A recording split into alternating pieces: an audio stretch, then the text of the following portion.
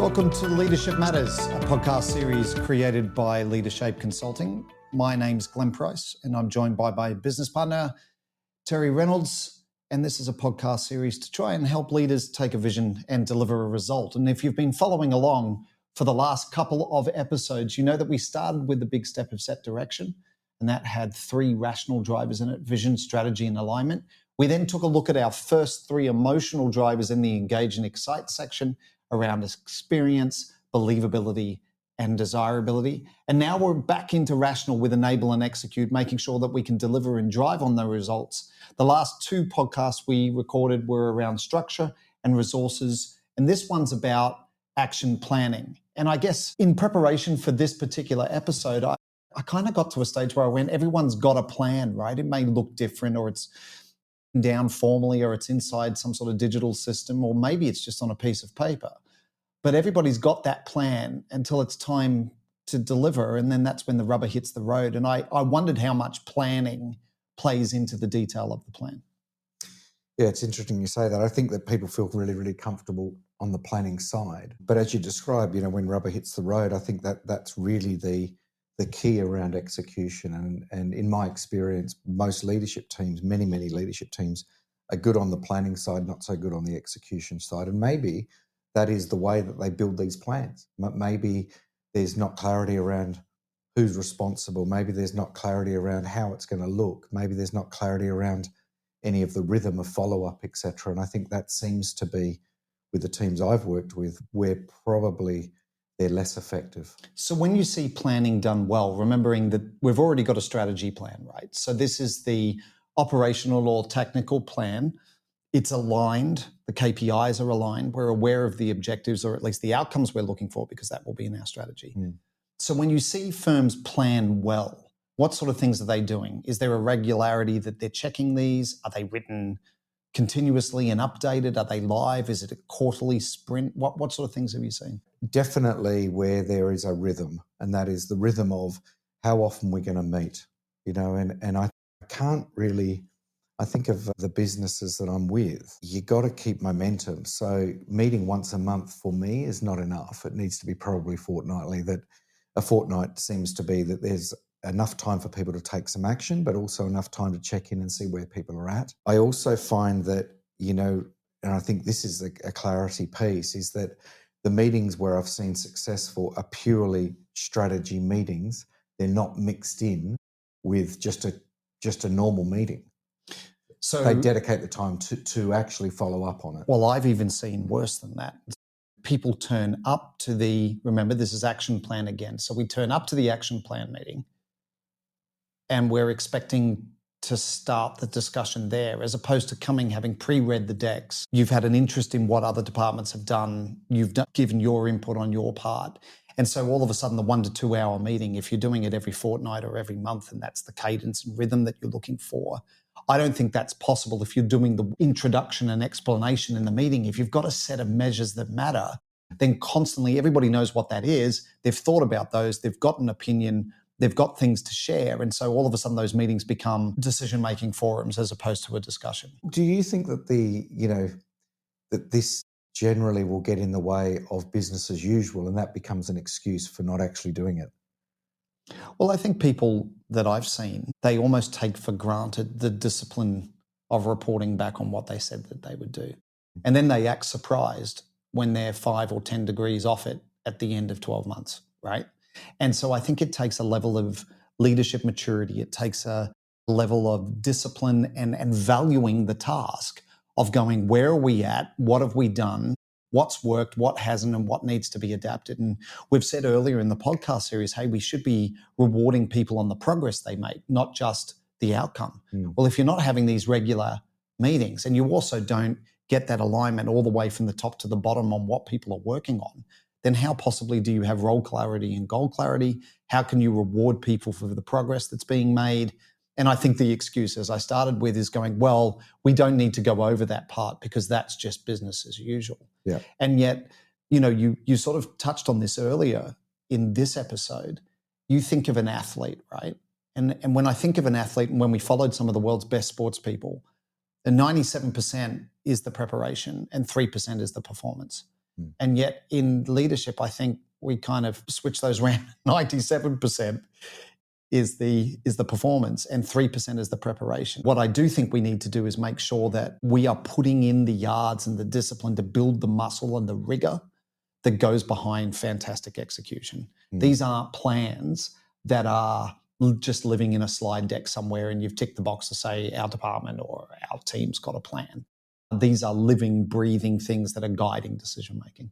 Well, these meetings are interesting because I've also seen where the ELTs, SLT, they walk out of those meetings with the action plans thinking or feeling, rightly or wrongly, that they're now responsible and accountable for whatever that particular thing is, without thinking, actually, I need to build a team around this, and which, at least they can share the workload.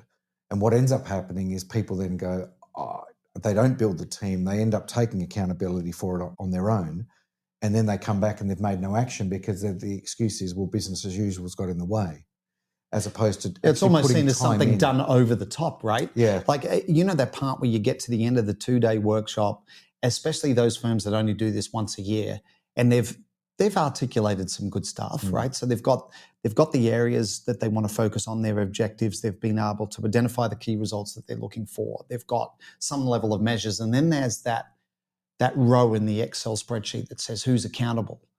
And my experience is that there's only 2 or 3 people's names that constantly get put against these activities. And they're not the ones that necessarily have the competence in that area. They just are completer finishers. They're the ones that will get it over the line. They'll build the plan. And then somebody speaks up going, well, I don't have anything. And so they get nominated the people stuff near the end. And I just don't think leaders pause long enough to go, either what team do I need around that?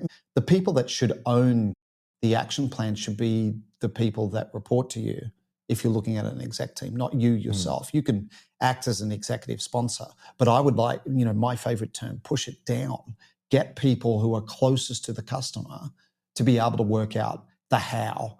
And once again, remember, we've determined as a leadership team where we're going and where our big bets are. That's the strategy. But this is the part that if people don't lean into it, if they don't contribute towards it, then it kind of feels they're just being told or they're volunteered about what to do, and then they don't get any accountability. Well, this is the problem, is that many people will take the action plans, they'll leave the exec table, and they'll go to their teams and go, right, this is what you need to do. And, many of the drivers that we've talked about so far around alignment, etc., is that if your teams that are going to execute on these action plans have not emotionally bought in or connected to what actually they've got to do, then all of a sudden it's just going to fall on deaf ears, and the action plan itself becomes a bit of a pain in the ass for people to execute on, and they'll make every reason why they haven't got time to do it. It's always a time thing.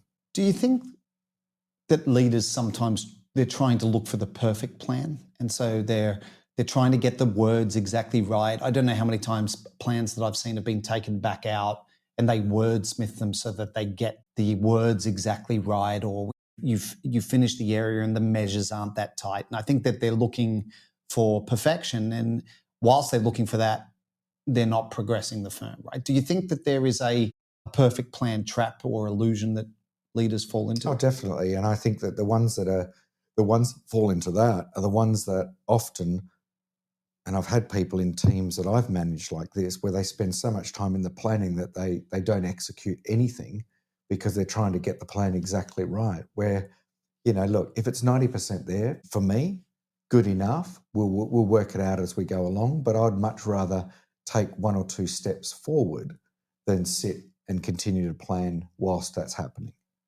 When we did the original research, and I think this is backed up by organizations that have partnered with Leadership over the last couple of years, when we do a detailed set of measurement across all 12 drivers and 2 amplifiers, action plans, operational plans, tactical plans tends to come out as one of the highest scored areas. What's your thoughts on that? Well, I think they get a bit confused because, they do fall back, or they credit themselves because they've got their operational plans, when in actual fact, it's, an operational plan is something that they've built, so it's business as usual. what we're talking about here is building something very, very different. So maybe it's what they actually think it should look like versus what it actually is. So are you suggesting there's two plans there? There's hey, this is the plan on a page, if you like, for the areas where we're doubling down in the strategy, and this is the plan for business as usual, so at least people have clarity on that? Or do you merge those two together? Personally, I don't merge them together. I'd rather keep them separate because I think they're very, very different skill sets that need to execute on. They're probably one's more slow burn, one's very, very fast burn. I think putting them together would confuse people.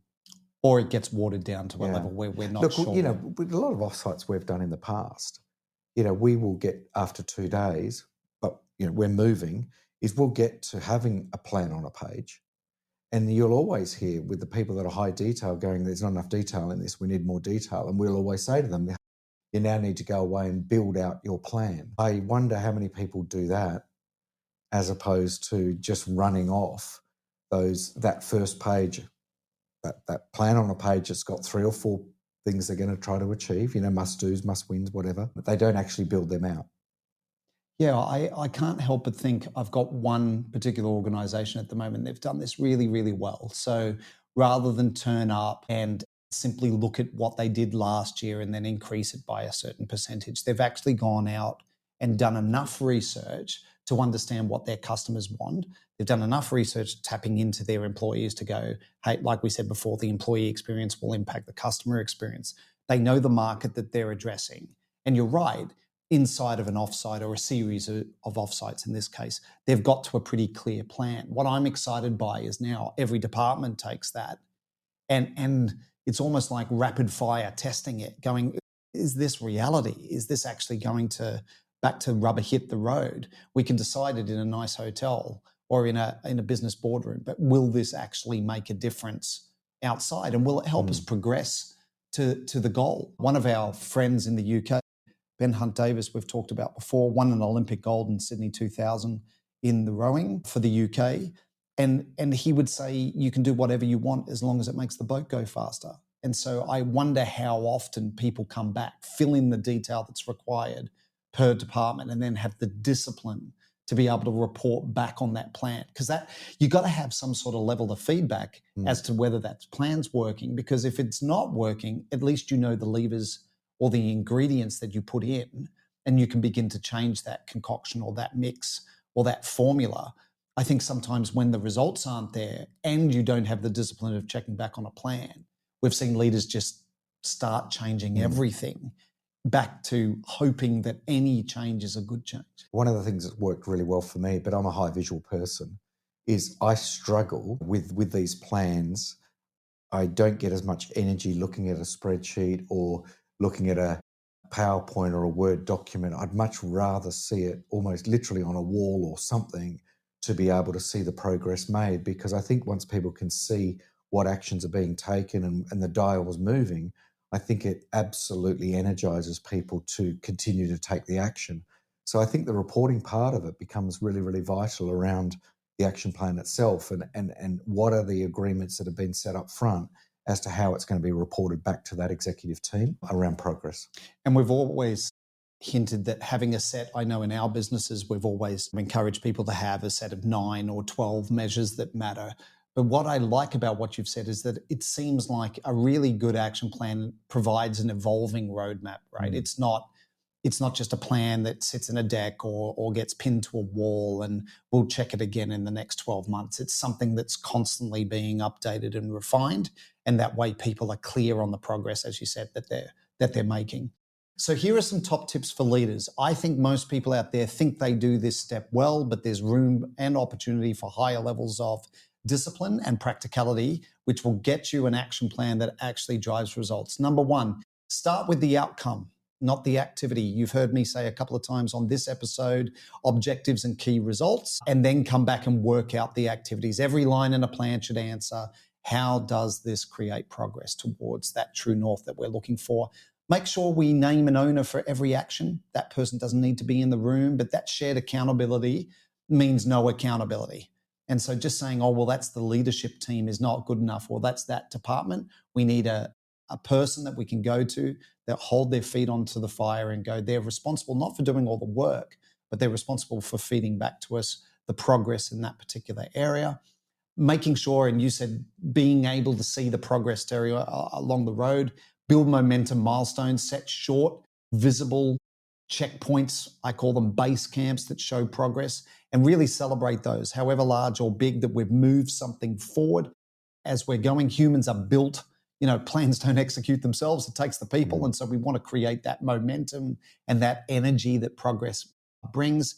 And then we've said this before, keep it alive. Whatever you do, please keep it alive. Write it in pencil, have it up on a whiteboard, review and refresh your plan weekly, monthly, quarterly. Execution doesn't die from bad strategy, right? It dies from really, really stale planning. And we need to keep life and certainly customer feedback and employee feedback into those action plans. So hopefully that should have begun to at least challenge the way in which you're doing action plan. We know that action planning shouldn't feel like spreadsheet origami or locking yourself in a room for 2 weeks trying to come up with all of the plans to make them perfect. We want plans that add value, that enable us to make progress. And so to end like we do in every episode with a challenge, what percentage of your current action or operational plan is actually being executed on? And how much is just there for admin?